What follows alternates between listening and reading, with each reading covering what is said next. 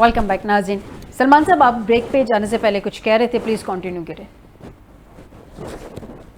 Point इसमें ये था कि चूंकि ये प्रोसेस है, तो प्रोसेस के अंदर आप देखते हैं कि अभी सऊदी अरब में तो हमारे वज़ीर-ए-आज़म पहुंचे हैं और उसके बाद फिर उन्होंने बाकी ममालिक की तरफ भी जाना है। जी जी।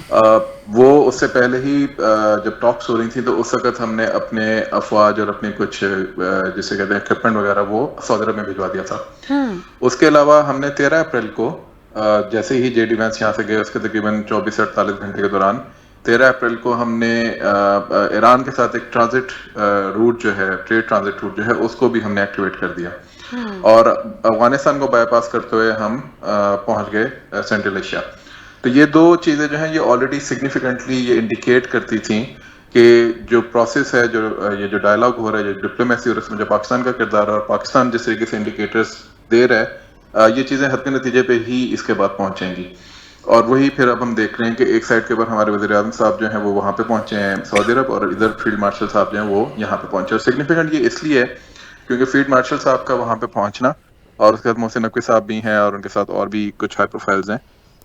दिस एक्चुअली शोज के पाकिस्तान जो है वो इस चीज़ को फाइनल गिरह लगाने जो है वो वहाँ पे पहुंचा है, और उसके बाद फिर जो है वो इंशाल्लाह ताला बाकी जो मामलात हैं वो शायद अगले 1-2 दिन के अंदर हमारे सामने खुल के आएंगे। इसी चीज़ का इजहार जो है न्यूयॉर्क टाइम्स के रिपोर्टर के साथ बात करते हुए कल ट्रंप ने भी किया, और उन्होंने कहा जी आप अगले 2-3 दिन तक वहीं रहें, आपको कुछ बड़ी खबर मिलेगी। तो इट मीन्स कि ऑलरेडी हैवी लिफ्टिंग जो वो हो चुकी थी, अब सिर्फ फाइनल जो है वो उन्होंने कॉल्स हैं वो देनी है और उसके बाद अच्छा सलमान साहब, एक और पॉइंट भी मैं आपसे जानना चाह रही हूँ। जेडी वैंस जाते हुए जो बात करके गए थे, जो उन्होंने बड़ी मुख्तसर सी प्रेस कॉन्फ्रेंस की थी, उसमें उन्होंने बात की थी जिस टॉपिक पे ऑलरेडी नेगोशिएशन चल रही थी, तो वो तो एडमी प्रोग्राम तो कभी इशू रहा ही नहीं है ईरान का, और ना ही इसमें ईरान ने कोई जिद की कि वो उसने रखना है, उस पर तो ऑलरेडी टॉक्स चल रही थी।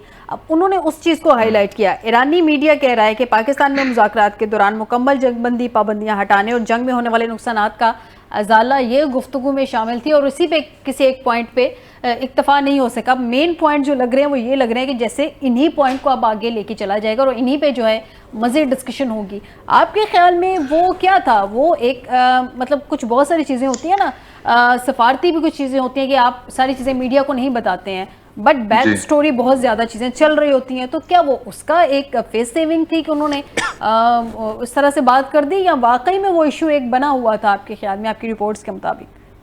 देखें, मेरा जहाँ तक ख्याल है, क्योंकि मैं उस दिन कन्वेंशन सेंटर पे भी मौजूद था जहाँ पे सारे मीडिया के लोग आए हुए थे, ठीक है, और वहाँ पे ये जितने फॉरेन मीडिया के लोग हैं उनसे भी हमारी बातचीत हुई थी। अमेरिकन से जब मेरी बात हुई कुछ जर्नलिस्ट से और कुछ और फॉरेन मीडिया के लोगों से, तो उनका कहना ये था, जैसे मैंने पहले भी कहा, कि बहुत सारी हैवी लिफ्टिंग ऑलरेडी हो चुकी हुई है, और अभी हम ये देखेंगे कि थोड़ा सा एक अप एंड डाउन हम देखेंगे इस टॉक के फेज के बाद, और उसमें दोनों ममालिक जो हैं वो अपनी अपनी एक पोजीशन लेंगे। उसके अंदर दोनों ममालिक थोड़ा सा एग्रेसिव बिहेवियर दिखाएंगे, दोनों तरफ से सफारती बम्बारमेंट होगी एक दूसरे के ऊपर, और उसके बाद दोबारा से आप एक कूल डाउन फेज देखेंगे और आप फिर देखेंगे कि चीज़ जो है फाइनल फेज की तरफ जाएगी। सो वो जितनी भी जेडी वैंस की प्रेस कॉन्फ्रेंस थी, उसके बाद फिर आप इराक़ी साहब का देखते हैं कि वो एक बयान देते हैं, फिर उसके बाद हमारे जो यहाँ पे एम्बेसडर हैं उनकी तरफ से एक बयान आता है। तो ये तमाम चीज़ें जो थी ये शो कर रही थी कि बेसिकली ये वही फेज या वही प्रोसेस है जो कि किसी भी एक जगह पे जाने से पहले किया जाता है। यानी ताकि देखें 47 साल की एक मुखासमत है, और 47 साल की मुखासमत में और छोटे मोटे इश्यूज उसमें डिस्कस भी नहीं हो रहे, जैसे आपने खुद का न्यूक्लियर फाइल की बात है, या स्ट्रेट ऑफ हॉर्मुज़ की बात है, या रेजिस्टेंस के एक्सेस की बात है, या फिर जो है वो लेबनान और बैरूत की बात है, या फिर आप देखें कि ईरान के ऊपर सैंक्शंस की बात है। ये एक ही अगर इशू उठा लिया जाए तो इस पे ही महीनों और सालों लग जाते हैं उस कज़िये को ख़त्म करने में। तो ये तो एक ही निशिस्त में सारे मसाइल ख़त्म करना, ये मेरा ख्याल है कि वैसे भी कोई एक काबिल फहम बात नहीं थी। तो कहीं ना कहीं किसी न किसी जगह पे गिव एंड टेक होना, तो विन विन इन दोनों ने लेके जाना था, ताकि अमेरिकन जो हैं वो अपनी जगह पे जाके ये कह सकें जी देखें हमने इतनी बड़ी कैंपेन की, हमने लॉन्च किया, और उसके बाद हम कुछ ना कुछ वापस हासिल करके आए। And same goes for the Iranians as well. अगर एक्टिवली और प्रैग्मेटिकली देखा जाए तो उनका अपना भी ज़ाहिर है इंटरनली काफी नुकसान हुआ होगा, तो वो भी अपनी आवाम को ये दिखाना चाहेंगे कि हमने भी कोई ऐसा मामला जो है वो विन किया है जिसकी वजह से हम एक अच्छी पोजीशन के अंदर आ गए। तो न्यूक्लियर फाइल हो या स्ट्रेट ऑफ हॉर्मुज़ का इशू हो, या फिर आप सैंक्शंस की बात करें, तो कहीं ना कहीं आप देखेंगे कि जब ये फाइनल एग्रीमेंट सामने आएगा तो उसमें गिव एंड टेक जो है बहुत सारी चीजें हमें سامنے نظر آ رہی ہوں گی. بالکل ٹھیک ہے. بریگیڈیئر صاحب کی طرف آتے ہیں. بریگیڈیئر صاحب, گیو اینڈ ٹیک تو ہوگا, آبویس سی بات ہے. فائنل ایگریمنٹ ہمیں نظر آ رہا ہے کہ ہوتا ہوا, بہت ساری چیزیں اس کے کلوز بھی ہیں, دونوں سائڈ کا میڈیا بھی یہ رپورٹ کر رہا ہے. اس میں پاکستان کی سفارتی کوششیں, پاکستان جو ایک سفارتی قوت بن کے ابھرا ہے, وہ بھی اپریشیٹ ہم کرتے رہے ہیں اور آگے بھی کرتے رہیں گے. لیکن اس سب میں ایک آپشن ہے جو میں ابھی آپ سے ڈسکس کرنا چاہتی ہوں, جس کا خدشہ بھی ظاہر کیا جا رہا ہے. سم ہاؤ, خدا نخواستہ اگر یہ ایگریمنٹ نہیں ہوتا, اگر یہ ڈیل کی طرف نہیں جاتے معاملات, اللہ نہ کرے, تو کیا پریزیڈنٹ ٹرمپ کے پاس دوبارہ جنگ کی طرف جانے کا کوئی آپشن ہے آپ کے خیال میں؟ وہ یہ آپشن اویل کریں گے؟ کوشچن رضا صاحب سے جانتی ہوں اور اس کے بعد پھر میں سلمان صاحب سے بھی سیم کوشچن کا آنسر لوں گی.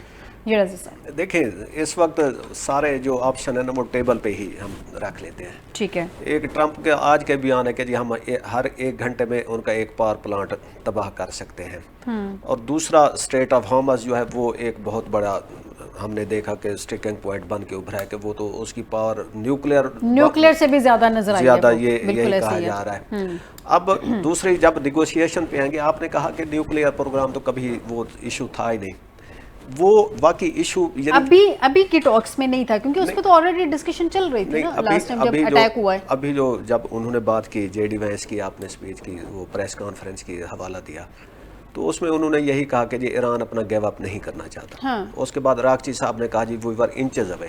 ٹھیک ہے, سارے وہ کہتے ہیں چیزیں ہم ایگریمنٹ ہو گیا تھا.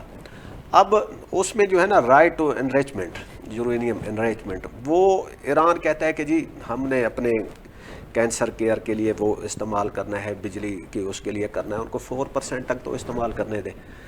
امریکن پہلے اس پہ ایگریڈ تھے, لیکن پھر وہ کوئی ٹیلی فون کال ہوئی اور اس کے بعد وہ بھی کہا جا رہا ہے کہ ٹیلی فون کال بھی دوران میں ہوئی تھی. اس دوران کوئی کہہ رہا ہے کہ جے ڈی وینس کو ڈائریکٹلی نیتن یاہو کی کال آئی تھی, کوئی جیسے انہوں نے نیتن یاہو نے اپنی کیبنٹ کو بتایا کہ جے ڈی وینس نے طیارے میں بیٹھ دے, ان کو اپڈیٹ کیا تھا. تو وہ کہہ رہے ہیں کہ جی نہیں, زیرو انریچمنٹ, اور حتیٰ کہ وہ جو آپ کے یورینیم کا سٹاک ہے وہ بھی آپ ہمارے حوالے کر دیں, not even to third country like Russia, Pakistan.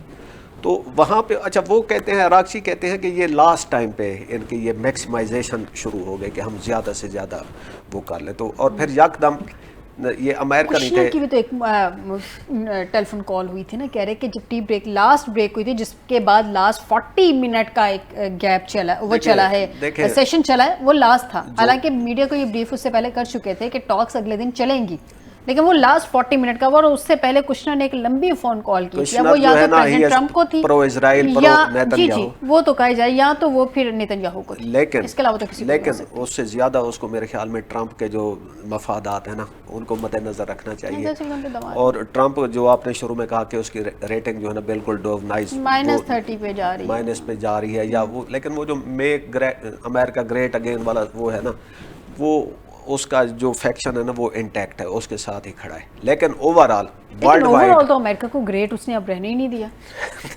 وہ جو امریکہ کے اندر ودن جو میں اس فیکشن کی بات کر رہا ہوں, دیکھیں آپ بات جو مرضی کریں, آپ سٹیٹمنٹ جو مرضی دیں, لیکن پریکٹیکلی آپ نے انٹرنیشنلی امریکہ کے ساکھ کو بڑا نقصان پہنچایا ہے. بہت نیٹو جو ہے نا اس کا بالکل ان کے گیپس بڑے وہ ہو گئے ہیں, اور پوری دنیا میں سپر پاور کے نام سے جو سارے کہا کرتے تھے, اب تو وہ سپر پاور ایسا لگ رہا ہے کہ وہ پاور بہت ساری جگہوں پہ وہ جو ہے نا ایکولی ڈسٹریبیوٹ ہو گئی ہے. تو میں یہ کہنا چاہتا ہوں کشنر جو ہے at the end of the day اس کو اپنے فادر ان لا, سسر کے جو ہے نا اس کی ساکھ کو اسرائیلی سمجھا جاتا ہے نا. ہاں, تو ایک طرف اگر اسرائیل ہے اور ایک طرف ٹرمپ کی سروائیول ہے, تو میرے خیال میں اب جو ٹیم آئے گی اس کو کچھ زیادہ ہی وہ اختیارات دے کر بھیجے جائیں گے.